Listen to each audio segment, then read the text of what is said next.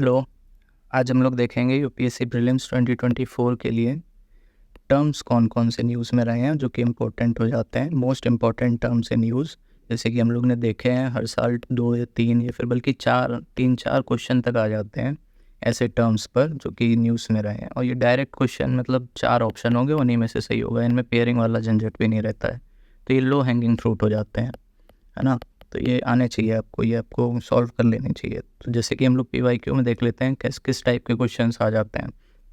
जैसे ये तीनों क्वेश्चन हैं 2023 के, जैसे कि इसमें आया था Wolbachia method, micro satellite DNA, aerial metagenomics, है ना। तो ये सब क्या है, ये सब टर्म्स ही तो हैं जो कि न्यूज़ में थे, और ये आता है आपको तो कितना सिंपल है, आप तुरंत टिक लगा सकते हो एक सेकेंड में, ठीक है। और ये जैसे कि बाकी हैं ये सब 2022 में आए थे, जैसे कि इसमें तो बहुत सारे आ गए, कितने 1 2 3 4 5 6 क्वेश्चन आए थे, बताओ। पोलर कोड हो गया, क्यूबिट हो गया, मियावाकी मेथड हो गया, लेवांट हो गया, बायोरॉक टेक्नोलॉजी हो गया, ग्रीन वॉशिंग हो गया, है ना। तो ये सब क्या है, टर्म्स ही तो है न्यूज़ में, अगर ये आते हैं आपको तो एक सेकंड में आप टिक लगा सकते हो, ठीक है। तो ऐसे ही कुछ टर्म्स हम लोग अभी देखेंगे जो कि न्यूज़ में थे, 2024 के लिए इम्पोर्टेंट है प्रीलिम्स में, ठीक है। चलो स्टार्ट करते हैं, वीडियो को लास्ट तक देखिएगा। टोटल हम लोग 16 टर्म्स कवर करेंगे, जिसमें कि 2-3 तो पक्का आ ही सकते हैं, ऐसी प्रोबेबिलिटी है। तो पहला है टॉरिफेक्शन। टॉरिफेक्शन क्या होता है, ये थर्मल प्रोसेस होता है, बायोमास को कन्वर्ट करता है कोल लाइक मटेरियल में। अब कोल लाइक मटेरियल में हम लोग क्यों कन्वर्ट करते हैं, क्योंकि इससे बेटर फ्यूल कैरेक्टरिस्टिक्स मिल जाता है फ्यूल को, ठीक है। तो ये होता है हमारा torrefaction, process of thermal process to convert biomass into coal like material with better fuel characteristics. Next क्या है, प्लास्टिक रस्ट। प्लास्टिक रस्ट क्या होता है, जैसे जो रॉक्स होते हैं उन पे हल्की हल्की लेयर बन जाती है प्लास्टिक के पार्टिकल्स की, है ना। तो रॉक्स के सरफेस पे, उसी को हम लोग बोलते हैं plastic rust, accumulation of thin plastic particles on the surface of rocks, ठीक है। तो ये होता है प्लास्टिक रस्ट। नेक्स्ट देखते हैं मोनोट्रीम्स। मोनोट्रीम्स क्या होता है, एग लेइंग मैमल्स होते हैं, ठीक है।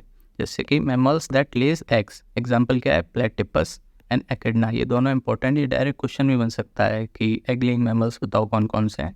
तो प्लेटिपस और एकिडना ये कहाँ पाए जाते हैं, ये ऑस्ट्रेलिया और न्यूजीलैंड में पाए जाते हैं, ठीक है। तो मोनोट्रीम्स इंपॉर्टेंट है। नेक्स्ट है क्रिप्टोबायोसिस। क्रिप्टोबायोसिस क्या होता है, response of organism to extreme changes in climate and ecology. मतलब क्लाइमेट और इकोलॉजी में जब एक्सट्रीम चेंजेस होते हैं उसके लिए जो रिस्पॉन्स होता है ऑर्गेनिजम्स का, उसको हम लोग बोलते हैं क्रिप्टोबायोसिस, ठीक है। नेक्स्ट क्या है, वर्जिन बर्थ। वर्जिन बर्थ क्या होता है, ये एसेक्सुअल रिप्रोडक्शन होता है। जैसे कि रिप्रोडक्शन के लिए क्या होता है, एक मेल होता है एक फीमेल होता है, उन दोनों का रिप्रोडक्शन होता है तब बेबी बनता है। लेकिन इसमें वर्जिन बर्थ में क्या होता है कि फीमेल का जो एग होता है वो खुद में ही फर्टिलाइज हो जाता है, ठीक है। तो इसी को हम लोग बोलते हैं एसेक्सुअल रिप्रोडक्शन। अब ये फर्स्ट टाइम किस में हुआ था, क्रोकोडाइल में देखा गया था, और अब तो ये शार्क्स में भी होने लगा है, यूएस और यूके में ये देखा गया है कि शार्क में भी वर्जिन बर्थ का प्रोसेस होने लगा है। नेक्स्ट क्या है, सेलुलर एग्रीकल्चर। इसको तो हम लोग वर्ड ब्रेकडाउन से भी समझ सकते हैं। सेल मतलब क्या होता है ना, जो हम लोग सेल पढ़ते हैं, न्यूक्लियस हो गया, साइटोप्लाज्म हो गया, एक्सेट्रा। एग्रीकल्चर क्या होता है, प्रोडक्शन ऑफ फूड, है ना।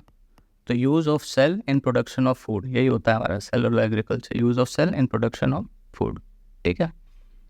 नेक्स्ट क्या है, नेक्स्ट है ऑर्फन डिजीज़। ऑर्फन डिजीज़ क्या होती हैं, ये ऐसी डिजीज़ होती हैं, डिजीज़ विद लो प्रेवलेंसी, मतलब कि रेयर डिजीज़ जो बहुत कम ही लोगों में पाई जाती हैं। और ज़्यादातर ये जो ऑर्फन डिजीज़ होती हैं ये अफ्रीका और एशिया में ही होती। तो ऐसी से डिजीज़ जिनका प्रेवलेंसी रेट बहुत ही कम है उनको बोला जाता है ऑर्फन डिजीज़। नेक्स्ट क्या है, क्रिप्टोजैकिंग। क्रिप्टोजैकिंग क्या होता है, जैसे कि हैकिंग होती है ना, हमारी कंप्यूटर को कोई हैक करता है तो किस लिए कर सकता है, या तो कोई फ्रॉड करना होगा, फाइनेंशियल फ्रॉड या फिर पर्सनल डाटा, है ना, उस टाइप की चीज़ें। लेकिन जो क्रिप्टोजैकिंग होती है ना, ये क्रिप्टो करेंसी को माइन करने के लिए अब तक कंप्यूटर हैक किया जाता है। So hacking the computer system to illegally mine crypto currency, उसको बोलते हैं क्रिप्टोजैकिंग। नेक्स्ट क्या है, डी वोटर। ये बहुत ज़्यादा न्यूज़ में था, ये इंपॉर्टेंट है, ठीक है। ये असम में बहुत ज़्यादा न्यूज़ में था इस साल क्योंकि इलेक्शन ईयर है। तो डी वोटर क्या होता है, ऐसे वोटर्स जिनकी सिटीजनशिप डाउटफुल होती है। जब इलेक्टोरल रूल बनाया जाता है उस टाइम पे जिनकी सिटीजनशिप डाउटफुल हो, वैसे कैरेक्टर्स को बोलते हैं डिवोटर। ठीक है, नेक्स्ट है डर्टी डजन। अब डर्टी डजन के दो मतलब होते हैं, वो आपको देखना पड़ेगा कि ऑप्शन में कौन सा अवेलेबल है, उसके हिसाब से हम लोग टिक लगाएंगे। तो पहला तो होता है ऐसे 12 फ्रूट्स एंड वेजिटेबल्स जिनका प्रोडक्शन में पेस्टिसाइड्स बहुत ज़्यादा यूज़ होता है। फ्रूट एंड वेजिटेबल जिनके प्रोडक्शन में पेस्टिसाइड बहुत ज़्यादा यूज़ होता है। ठीक है, तो ऐसे 12 फ्रूट्स मतलब जिनमें सबसे ज़्यादा पेस्टिसाइड्स यूज़ होता है उनको बोलते हैं डर्टी डजन। अब दूसरा मतलब क्या होता है, जो कि स्टॉकहोम कन्वेंशन हम लोग पढ़ते हैं ना, उसमें पीओपी होते हैं।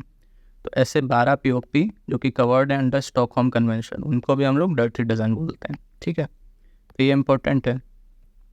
अब नेक्स्ट क्या है, क्यूएक्सआर। क्यूएक्सआर क्या है, ये हमारी एक ऐसी एआई टेक्नोलॉजी है जिससे हम लोग टीबी केसेस डिटेक्ट कर सकते हैं बाय डूइंग चेस्ट एक्सरे।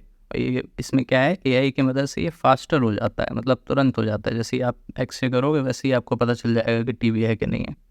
ठीक है, तो ये क्यूएक्सआर थोड़ा अटपटा सा नाम है ना, इसलिए समझ में नहीं आएगा, इसको हम लोग वर्ड ब्रेक डाउन भी नहीं कर पाएंगे, इसलिए इंपॉर्टेंट है, टीबी के लिए होता है, ये याद रखिएगा। ठीक है, नेक्स्ट क्या है, साइंटिफिक ब्रेक इवन। ये इंपॉर्टेंट है साइंस एंड टेक्नोलॉजी के लिए। साइंटिफिक ब्रेक इवन को ही हम लोग गेन ऑफ वन बोलते हैं। ये इंपॉर्टेंट, ये डायरेक्ट अलग से क्वेश्चन भी बन सकता है, गेन ऑफ वन किससे रिलेटेड है ना। तो इसको हम लोग समझ लेते हैं। गेन ऑफ वन क्या है, जैसे कि न्यूक्लियर फ्यूज़न हम लोग ने पढ़ा है, दो पार्टिकल्स होते हैं, उनको आपस में फ्यूज़ कराते हैं तो एक नया पार्टिकल बनता है। ठीक है, अब मान लेते हैं जैसे कि ऐसा कुछ है, तो इस पार्टिकल की हम लोग एनर्जी एक्स मान लेते हैं, इसकी वाई मान लेते हैं। तो जब इनको फ्यूज़ कराएंगे तो इनकी एक्स प्लस वाई होनी चाहिए, है ना, लेकिन एक्स प्लस वाई हो जाएगी तो फिर हमारा फ़ायदा क्या है, ये तो पहले भी थी एक्स प्लस वाई। तो ये एक्स प्लस वाई से जब ज़्यादा हो जाती है तो उसको बोलते हैं नेट गेन। मतलब कि जितना आपने एनर्जी दी उससे ज़्यादा प्रोड्यूस हुई फ्यूज़ कराने के बाद। तो इस प्रोसेस को हम लोग साइंटिफिक ब्रेक इवन बोलते हैं, gain of one during nuclear fusion. Fusion में होता है ये याद रखना, फिजन में नहीं होता है। फिजन में तो क्या होता है, मतलब एक को हम लोग दो पार्ट में तोड़ देते हैं, तो वो नहीं, दो को जब एक में करते हैं। अब इसको याद कैसे करते हैं, जैसे कि फिजन वाले में क्या होता है, एक को दो में टूट जाता है ना, तो फिजन में क्या होता है, इसको याद करने का मैं बस तरीका बता रहा हूँ। इसमें दो एस होता है ना, तो ये दो में टूट गया है, इसलिए फ्यूज़न मतलब दो में टूट जाना। ठीक है, नेक्स्ट क्या है, डिजीज़ एक्स।